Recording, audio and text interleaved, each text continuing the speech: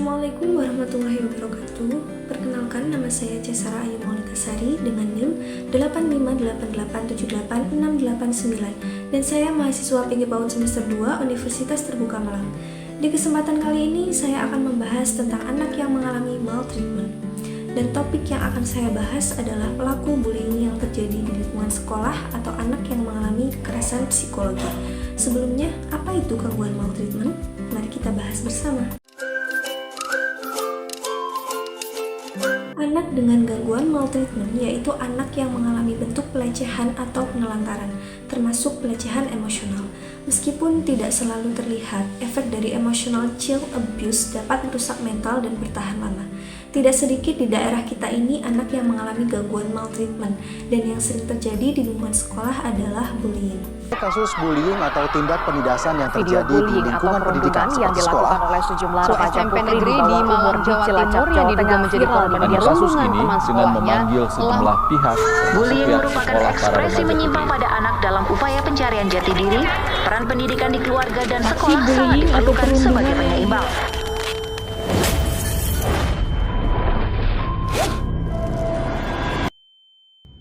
Bullying adalah segala bentuk penindasan yang sengaja dilakukan oleh orang atau kelompok yang lebih berkuasa terhadap orang lain. Tindakan ini dapat berupa perilaku verbal, fisik, atau psikologis yang bertujuan untuk menyakiti korban. Bullying sering terjadi secara berulang-ulang dan dapat merugikan kesehatan psikis korban. Menurut UNICEF, ada 3 karakteristik yang mengidentifikasi bullying, yaitu disengaja atau untuk menyakiti, terjadi secara berulang-ulang, dan melibatkan perbedaan kekuasaan. Jadi, jika ada yang mengalami bullying, sangat penting untuk menghadapinya dengan bijaksana dan mencari cara untuk menghentikannya tanpa membalas dendam atau kekerasan.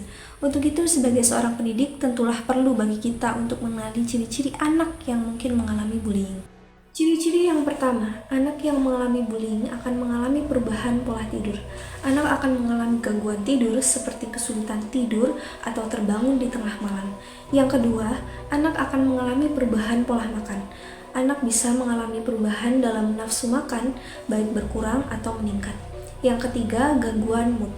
Anak akan lebih mudah marah, sedih, dan cemas. Yang keempat, menarik diri. Anak akan cenderung menarik diri dari lingkungan sosial dan teman-temannya. Yang kelima, bertindak agresif dan tidak beralasan. Anak mungkin menunjukkan perilaku agresif atau reaktif yang tidak biasa. Yang keenam, menolak mengungkap masalah. Anak akan enggan berbicara tentang apa yang terjadi di sekolah. Yang ketujuh, sering menjadi target ejekan. Anak akan sering diejek atau dilecehkan oleh teman sebayanya.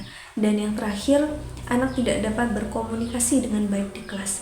Anak akan terlihat rendah diri atau ketakutan saat berbicara di depan orang lain. Nah, sebagai seorang pendidik, kita memiliki peran penting dalam mengatasi kasus bullying pada anak. Strategi yang dapat kita terapkan untuk anak yang mengalami bullying adalah yang pertama yaitu konseling individu. Bantu anak mengungkapkan perasaannya dan berbicara tentang pengalaman bullying yang dialaminya. Dorong anak untuk memahami perasaannya dan mengelola emosi dengan baik. Yang kedua yaitu penguatan konsep diri. Bantu anak membangun rasa percaya diri dan menghargai diri sendiri.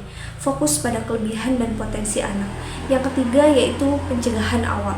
Ajarkan keterampilan sosial dan empati kepada anak-anak sejak dini. Libatkan orang tua dalam proses intervensi. Diskusikan strategi yang dapat diterapkan di rumah untuk mengatasi bullying. Ingatlah bahwa setiap kasus bullying itu unik dan pendekatan yang efektif dapat berbeda untuk setiap anak. Selalu komunikasikan dengan anak dan melibatkan pihak lain yang terlibat untuk mencari solusi terbaik.